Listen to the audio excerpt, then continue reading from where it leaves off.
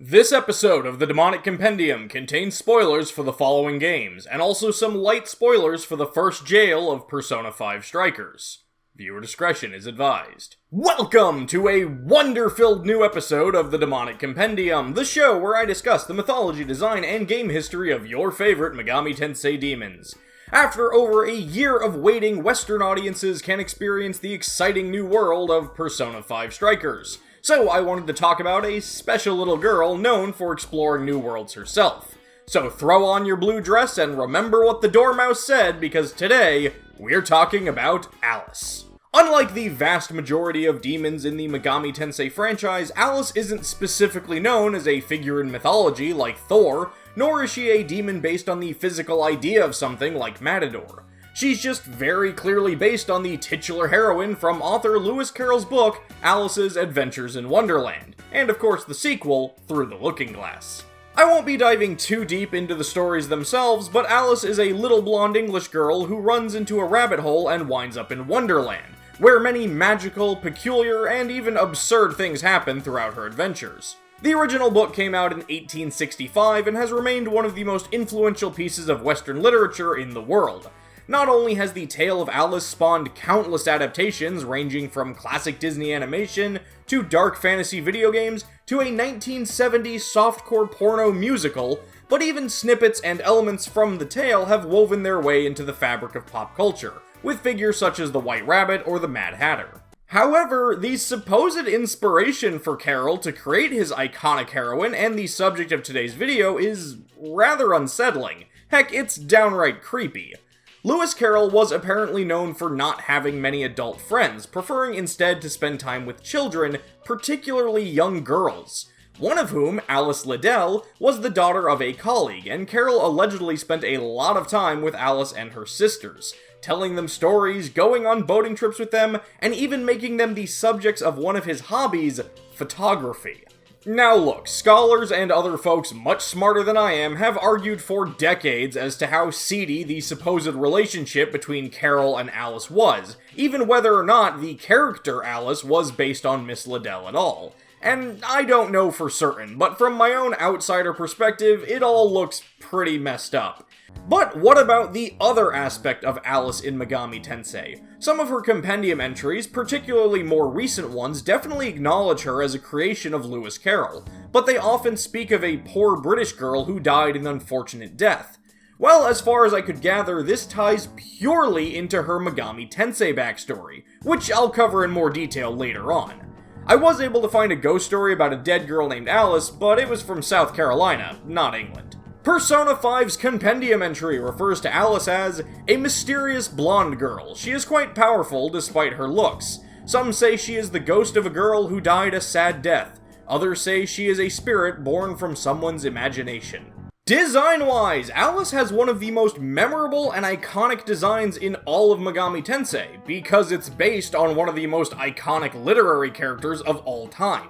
Most fans know Alice from her newer design, this creepy porcelain doll-looking figure with straight blonde hair and a clean blue dress. Kaneko has said he based Alice's design on John Tenniel's illustrations from the original book, and yeah, it works. Alice has two other Megaten designs worth highlighting.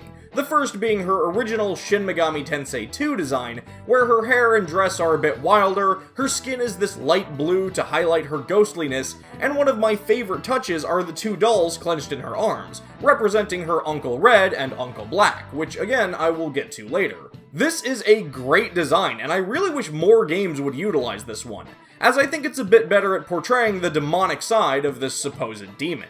Which brings us to her Devil Children design, which actually feels the most monstrous in my eyes, with this ghoul-like fanged child smirking and clutching a stuffed white rabbit.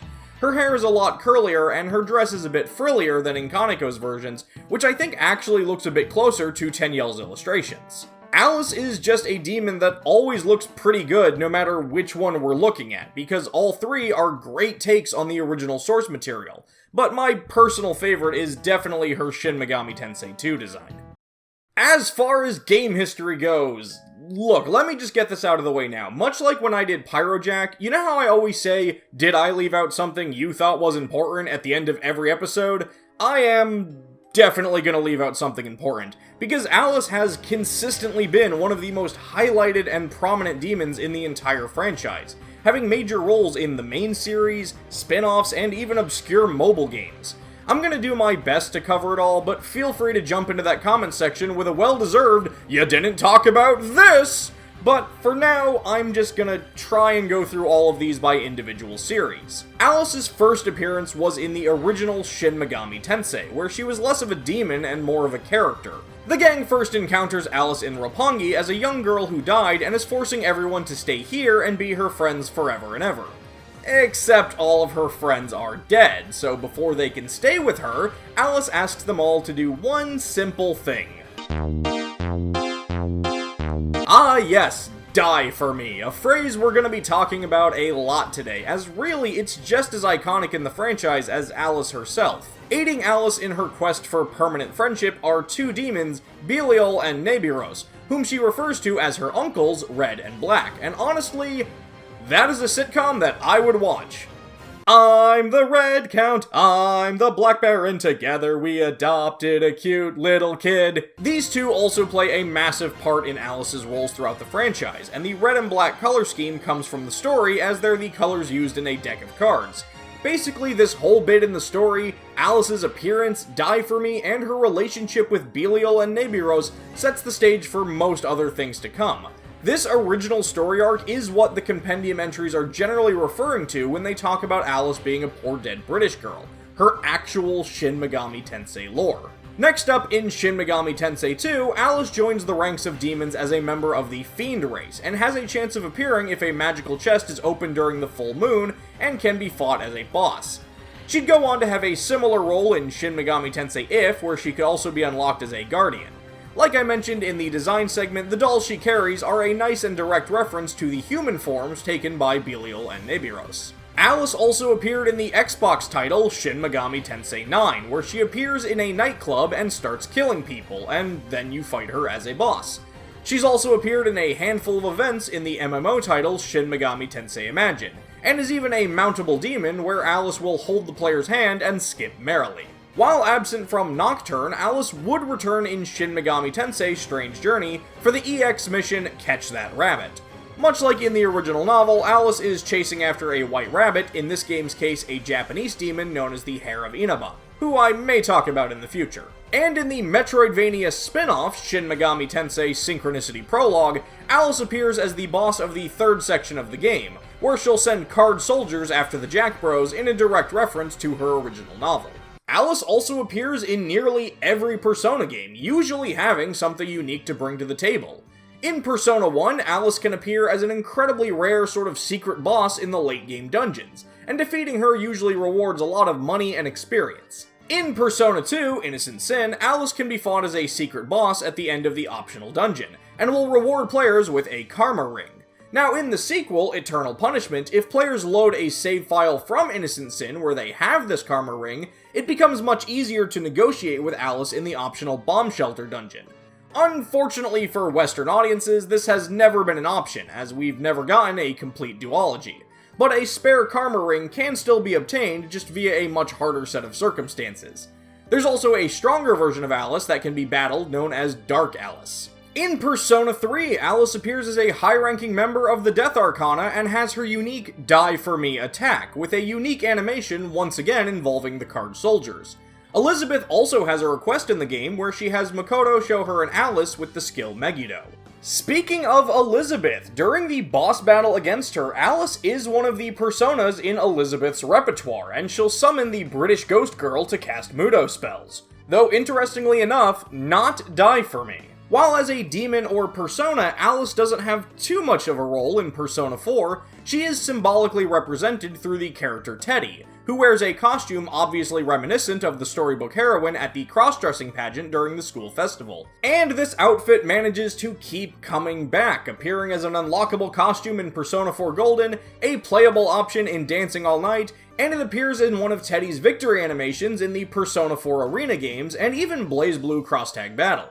Speaking of Persona 4 Arena, a fun little nod to Alice is that her signature catchphrase is one of the trophies. Die For Me can be unlocked by performing 30 fatal counters in the arcade mode or during online matches. Alice comes back in Persona 5 as the ultimate persona of the Death Arcana, and can only be unlocked for fusion by completing Tai Takemi's Confidant. Like in several other games, Alice can only be made with a special fusion of Belial and Nebiros, and her Die For Me skill has a new animation involving exploding teddy bears, which, I don't really care for as much. In Persona 5 Royal, one of the challenge quests specifically involves fighting Alice alongside her two well-known uncles. Alice's roles even extend into the spin-offs, beyond Teddy rocking that look way too well.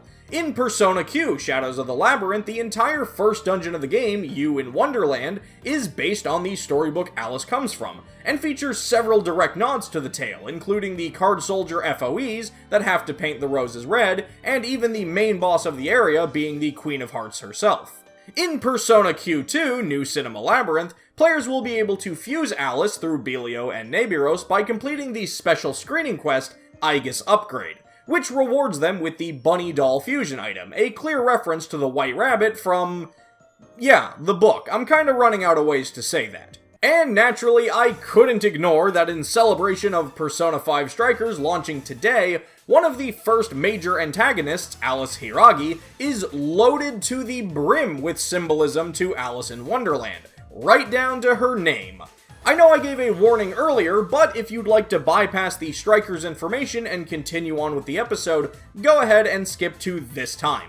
Alice Hiragi, in both of her forms, is a clear nod to the titular Alice, from the cards and teapot in her hair, to even her monarch self referencing the Queen of Hearts with her flamingo cane, as an homage to the flamingo croquet scene from the story. The keyword to access her jail is Wonderland, and her boss form is known as the Mad Rabbit, so she's not even the first Alice in Wonderland themed boss in the Persona series. Oh yeah, and Alice appears in the Persona 5 anime. Big whoop. Some of my personal favorite roles from Alice are in the Raido duology. In Devil Summoner, Raido Kuzunoha vs. the Soulless Army, Alice plays a major role in one of the game's few unique side quests, by finding out rumors of a ghost girl involving phone booths, and then bringing her uncles, Belial and Nebiros, to answer calls at phones throughout the city. Raido will eventually come face to face with Alice herself, and she'll say those words we all know and love. Isn't that cute?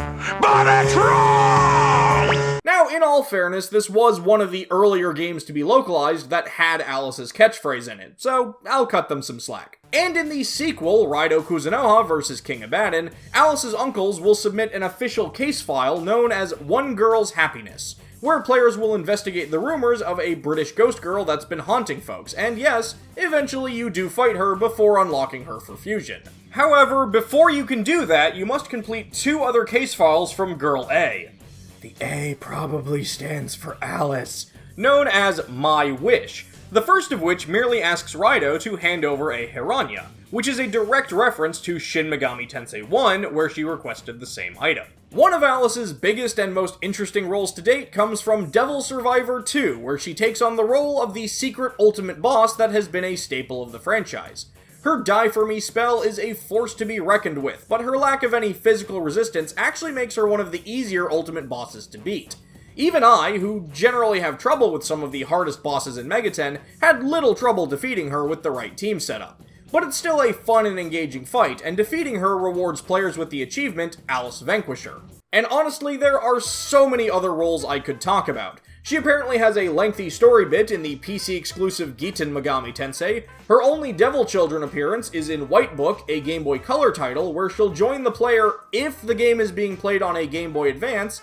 And hey, speaking of demi-kids, while not necessarily related to Alice herself, the mythos of her storybook has spawned several other demons in that series, like Tick-Tock and Mad Hatter. And in Tokyo Mirage Session Sharp FE, Eleonora's maid outfit is a blue and white affair while keeping her blonde hair that could be a subtle nod to the iconic demon. She even has a nice role in some of the D2 events, originally appearing briefly in the cliffhanger ending for Talons in the Night, and having a much larger role in the event Playmate in Underland, where the SMT2 version of Alice, who has made the jump to 3D thanks to this title, lures and traps potential playmates in her underground labyrinth, And this is honestly one of the more violent and twisted versions of Alice, as we actually see her killing people, including children, in brutal ways, just so she'll have her eternal friendships.